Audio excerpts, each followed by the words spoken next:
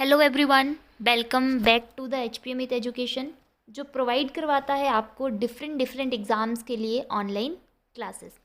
Currently हमारे institution में JBT, PGT और TGT कमीशन के लिए ऑनलाइन क्लासेस चली हुई हैं और नया कोर्स हमारा 11 मार्च से शुरू हो रहा है। तो नए कोर्स को ज्वाइन करने के लिए या फिर प्रीवियस क्लासेस को देखने के लिए आप हमारे दिए गए नंबर पर कांटेक्ट कर सकते हैं और कोर्स को ज्वाइन कर सकते हैं।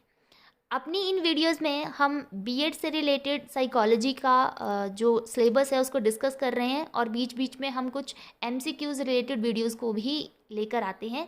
आज की आपकी वीडियो क्वेश्चन आंसर वीडियो रहेगी, तो अगर आप चाहें तो अपना टेस्ट लगा सकते हैं और देख सकते हैं कि आपने कितने आंसर जो हैं वो सही दिए हैं। आज का पहला क्वेश्चन है, शिक्षा का सच्चा उद्देश्य क्या है? True aim of education is number A, छात्रों को जीविका अर्जित करने के योग्य बनाना।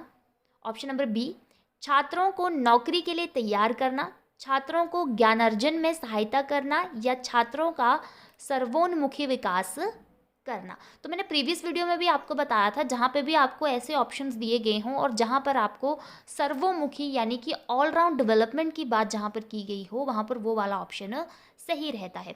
ऊपर वाले ऑप्शन भी सही हैं, लेकिन सबसे सही यहाँ पर कौन सा ऑप्शन फिट बैठ रहा है? ऑप्शन नंबर डी, छात्रों का सर्वोन्मुखी विकास करना, मतलब उनके हर एक एरिया का डेवलपमेंट करना, जो शिक्षा का सबसे अच्छा उद्देश्य, सच्चा उद्देश्य होता है। तो ऑप्शन नंबर डी इसमें राइट रहेगा। नेक्स्ट आता है, BTC शब्द का पूरा नाम क्या है, फुल फॉर्म क्या है बेसिकली BTC की? ऑप्शन नंबर ए है best teaching certificate, option number B है basic training certificate, option number C है basic teaching certificate, option number D है बेसिक टीचिंग कोर्स। तो इसमें से ऑप्शन नंबर बी राइट रहेगा। BTC का फुल फॉर्म होता है basic training certificate. Next question है, कक्षा 6 से 8 तक की शिक्षा क्या कहलाती है? ऑप्शन नंबर ए उच्च माध्यमिक शिक्षा, ऑप्शन नंबर बी माध्यमिक शिक्षा, ऑप्शन नंबर सी उच्च प्राथमिक शिक्षा। तो ऑप्शन नंबर बी इसमें राइट रहेगा। माध्यमिक शिक्षा कहलाती है आपकी 6 से लेकर के 8वीं क्लास तक की शिक्षा। नेक्स्ट आता है, उच्च शिक्षा से अभिप्राय है हायर एजुकेशन मीन्स। यहाँ पर हायर एजुकेशन की बात की गई है, हाई स्कूल एजुकेशन की बात नहीं की गई है। तो हायर एजुकेशन में जो कौन कौन से आएंगे? ऑप्शन नंबर ए है 10+2 लेवल की शिक्षा, ऑप्शन नंबर बी 10+2+3 लेवल की शिक्षा, 11+3+2 लेवल की शिक्षा या 5+3 स्तर की शिक्षा या लेवल की शिक्षा। 10+2 मतलब 12th, 10+2+3 मतलब 12th और 3 साल की ग्रेजुएशन, 11th प्लस 3+2 लेवल की शिक्षा मतलब 11वीं, फिर उसके बाद आगे 12वीं कई बार आगे चली जाती है कॉलेजेस में, ठीक है। 5+3 मतलब प्राइमरी और 3 साल की आपकी मिडिल एजुकेशन। तो हायर एजुकेशन कहलाई जाती है आपकी 10+2+3, 10 साल की आपकी एजुकेशन 10th तक, फिर 2 साल की +1+2 और 3 साल का आपका ग्रेजुएशन। ये 10+2+3 का फॉर्मूला जो है ये कहलाया जाता है आपका हायर एजुकेशन मतलब, ठीक है। तो ऑप्शन नंबर बी इसमें राइट रहेगा।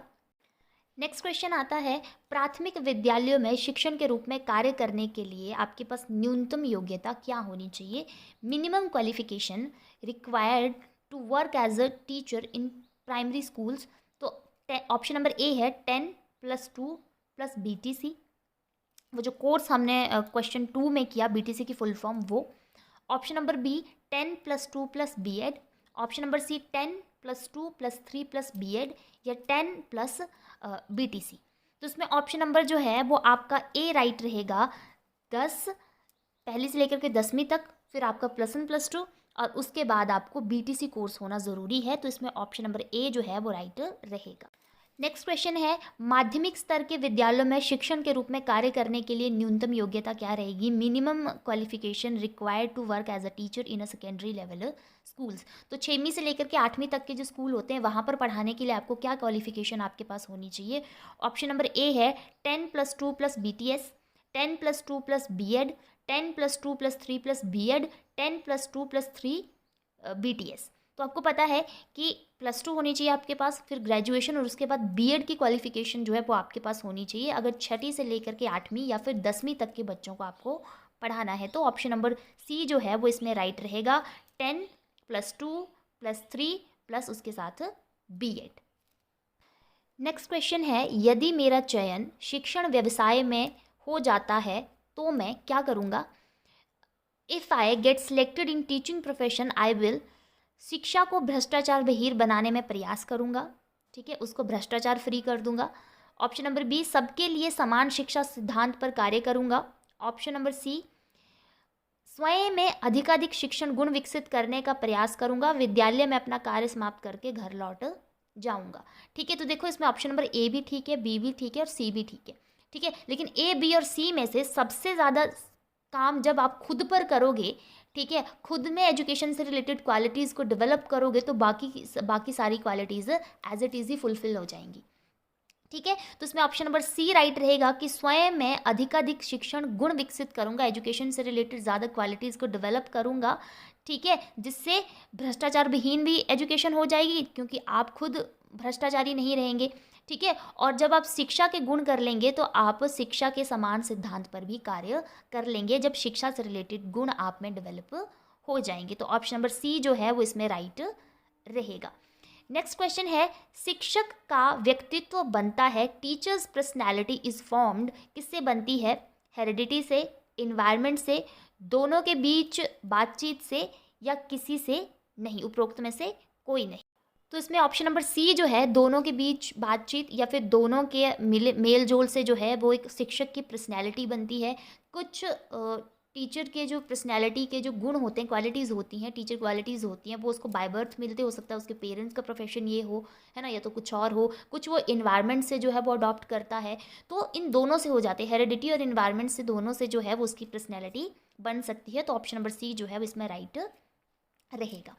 नेक्स्ट क्वेश्चन है, विद्यार्थीगण उस शिक्षक के प्रति अधिक श्रद्धावान रहते हैं जो, student are more respectful toward the teacher who, उनकी समस्याएं सुनते हैं तथा समस्याएं सुलझाने में सहायता करते हैं, समय के पाबंद होते हैं, विद्यार्थियों से शीघ्र ही नाराज नहीं होते हैं, उपरोक्त सभी गुणों से युक्त होते हैं। ठीक है, तो इसमें सारे ऑप्शन सही लग रहे हैं और ऑल ऑफ दीज वाला ऑप्शन भी है आपके पास ऑप्शन नंबर डी में। ठीक है, तो इसमें ऑप्शन नंबर डी ही राइट रहेगा कि ये सारे के सारे गुण ही बहुत इंपॉर्टेंट है। ये अगर जिस टीचर में ये तीनों की तीनों क्वालिटीज़ पाई जाती हैं कि वो समस्याओं को भी सुनता है, बच्चों की समस्याओं को सुलझाता भी है, टाइम का भी पाबंद होता है, टाइम से आता है, क्लासेस लगाता है ना, विद्यार्थियों से छोटी छोटी बातों पे नाराज़ नहीं होता, या फिर कई बार क्या होता है स्टूडेंट क्वेश्चन करते हैं तो टीचर चिढ़ जाते हैं, वैसा भी नहीं करता है ना। तो ये तीनों क्वालिटीज़ जिस टीचर में पाई जाती हैं, स्टूडेंट जो होते हैं उन टीचर्स के लिए ज़्यादा रिस्पेक्टफुल होते हैं। ठीक है, तो ऑप्शन नंबर डी जो है वो इसमें राइट रहेगा। नेक्स्ट क्वेश्चन है, कोई भी शिक्षक अपने क्षेत्र में तब तक सफल नहीं हो सकता है, ठीक है, कब तक नहीं हो पाएगा? No teacher can be successful in his field unless he पर्याप्त धन ना कमा ले।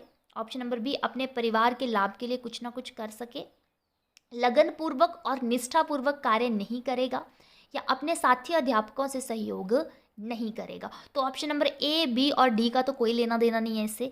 ठीक है, कोई भी टीचर तब तक सक्सेसफुल नहीं हो सकता है जब तक वो पूरी लगन पूर्वक काम ना करे, अपने इंटरेस्ट से काम ना करे, निष्ठापूर्वक बिल्कुल सही तरीके से जब तक वो काम नहीं करेगा तब तक वो अपने प्रोफेशन में, अपने व्यवसाय में सफल नहीं हो सकता है एक टीचर। तो ऑप्शन नंबर सी जो है, लगन पूर्वक और निष्ठापूर्वक कार्य नहीं करेंगे तब तक कोई भी शिक्षक अपने क्षेत्र में सफल नहीं हो पाएगा। तो ऑप्शन नंबर सी जो है वो इसमें राइट रहेगा।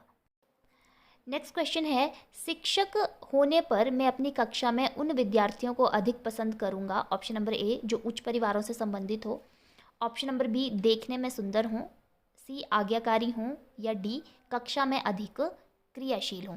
तो जो क्लास में सबसे ज़्यादा एक्टिव रहेगा बच्चा, है ना, एक्टिवली पार्टिसिपेशन करेगा, आप जो भी परफॉर्मेंस उसकी करवाओगे या फिर क्वेश्चन आंसर दोगे तो उसका वो आंसर करेगा, है ना, तो एक्टिवली जो क्लास में पार्टिसिपेशन करेगा एजुकेशन में, क्लियर, वही बच्चा जो है एक टीचर को सबसे ज़्यादा पसंद होता है। तो ऑप्शन नंबर डी जो है, कक्षा में अधिक क्रियाशील जो बच्चा होगा टीचर उसको ही सबसे ज़्यादा पसंद करेगा। ऑप्शन नंबर डी इसमें राइट रहेगा।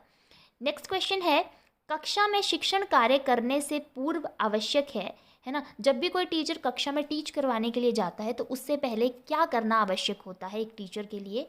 ऑप्शन नंबर ए है शिक्षक पढ़ाए जाने वाले विषय की अच्छी तैयारी करे। ऑप्शन नंबर बी या तो शिक्षक सज धज के आए।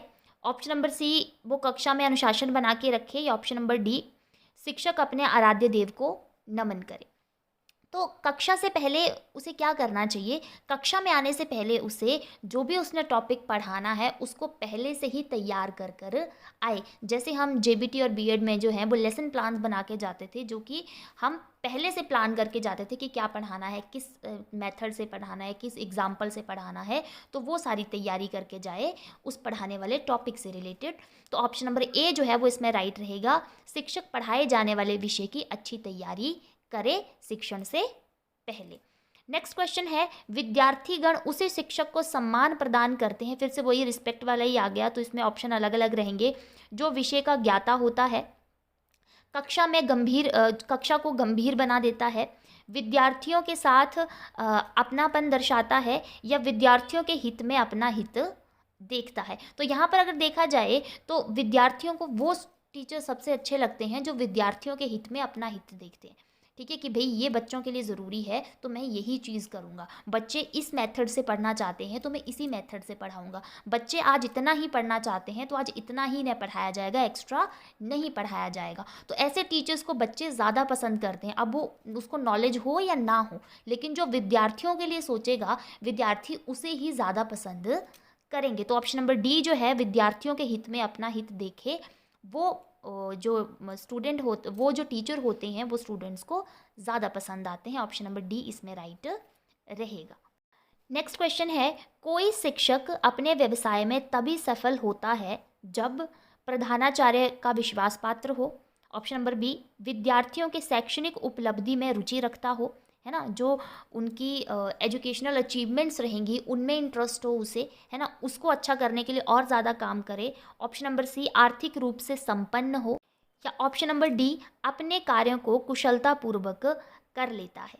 ठीक है, तो व्यवसाय को क्या चीज़ सफल बनाती है, जो विद्यार्थियों के शैक्षणिक उपलब्धि में रुचि रखता हो। ऐसा ही टीचर जो है वो व्यवसाय में सफल हो पाता है जो अपने स्टूडेंट को आगे बढ़ाने में रुचि रखता हो। तो ऑप्शन नंबर बी जो है वो इसमें राइट रहेगा। नेक्स्ट क्वेश्चन है एक शिक्षक को चाहिए कि वह अपनी कक्षा में विद्यार्थियों के नामों से परिचित हो। ठीक है, कि अपने क्लास के सभी बच्चों का नाम उसको याद हो, इससे उसे क्या फ़ायदा होगा। तो ऑप्शन नंबर ए है शिक्षक को विद्यार्थियों की पहचान सुनिश्चित करने में, है ना, वो आइडेंटिफाई अच्छे से कर पाएगा कि कौन सा बच्चा क्या है।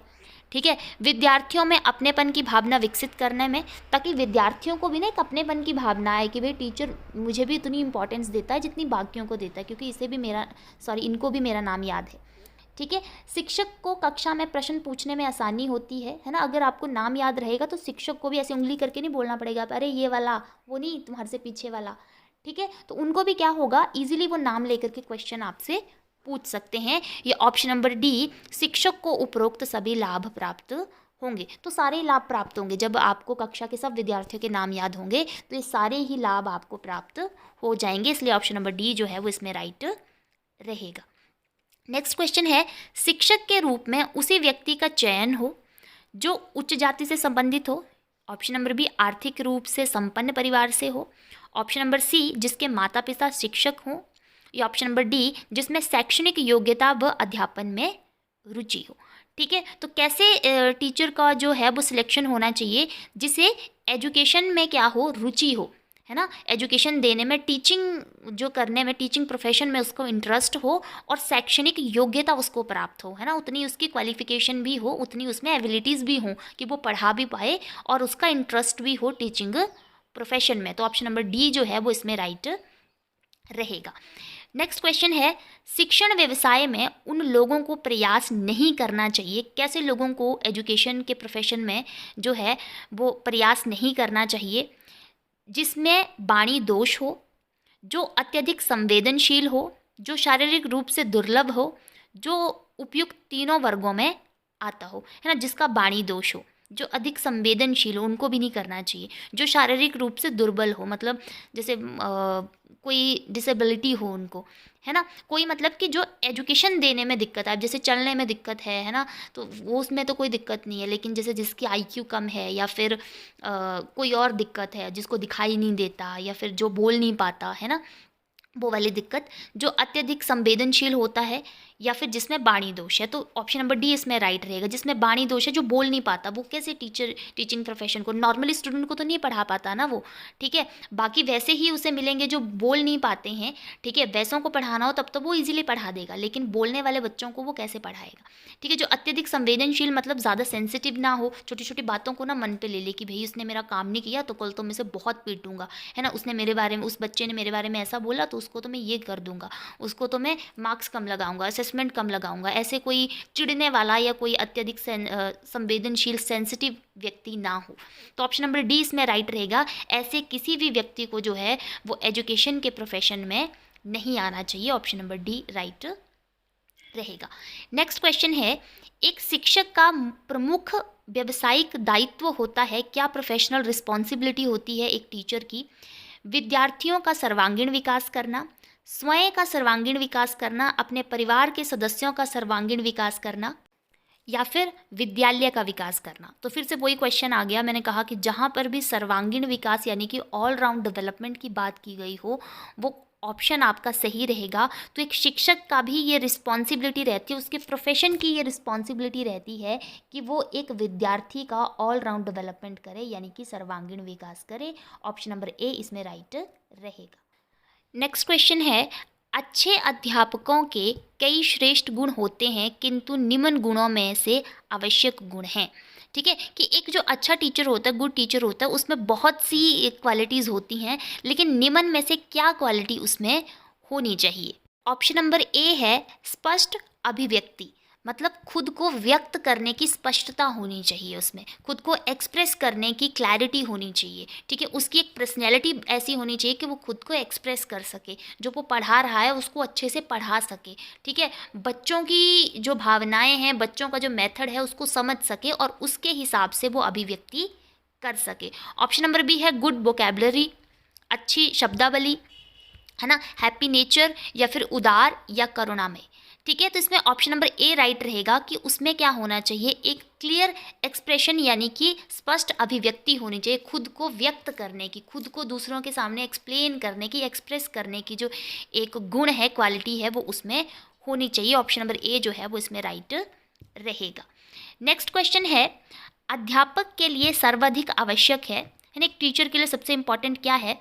विद्यालय के प्रधानाचार्य को हर साल प्रसन्न रखना, विद्यालय के परिवेश को सुंदर बनाए रखना, छात्रों एवं अभिभावकों को संतुष्ट बनाए रखना, या अध्यापक के रूप में निर्धारित कर्तव्यों का निर्वहन करना। तो ऑप्शन नंबर डी जो है वो इसमें राइट रहेगा कि अध्यापक के रूप में निर्धारित कर्तव्य, जो उसके ड्यूटीज़ निर्धारित की गई हैं कि एज अ टीचर, हमने प्रीवियस वीडियोस में भी देखा कि क्या क्या ड्यूटीज़ थी। जब हमने वैदिक एजुकेशन सिस्टम किया, हमने बुद्धिस्ट एजुकेशन सिस्टम किया, तो वहाँ पर भी हमने एक टीचर्स की ड्यूटीज़ डिस्कस की हैं, ठीक है। तो इस तरह की करंट सिनेरियो में जो ड्यूटीज़ बताई गई हैं टीचर्स की, उसे निर्धारित किए गई ड्यूटीज़ को जो है जब वो पूरा करेगा तो वो एक अध्यापक का सर्वाधिक आवश्यक गुण होगा। तो ऑप्शन नंबर डी जो है वो इसमें राइट रहेगा। तो इस तरह से आज की वीडियो में हमने कुल 20 क्वेश्चन जो हैं वो बीएड से रिलेटेड डिस्कस किए। इसी तरह के क्वेश्चन आपको देखने को भी मिलते हैं एग्ज़ाम में। तो अगर आज का वीडियो आपको अच्छा लगा हो तो वीडियो को लाइक कीजिएगा, वीडियो को शेयर कीजिएगा, और ऐसे ही वीडियो और बीएड से रिलेटेड अलग अलग कॉन्सेप्ट से वीडियोस को देखने के लिए हमारे चैनल HP अमित एजुकेशन को सब्सक्राइब कीजिएगा। Thank you.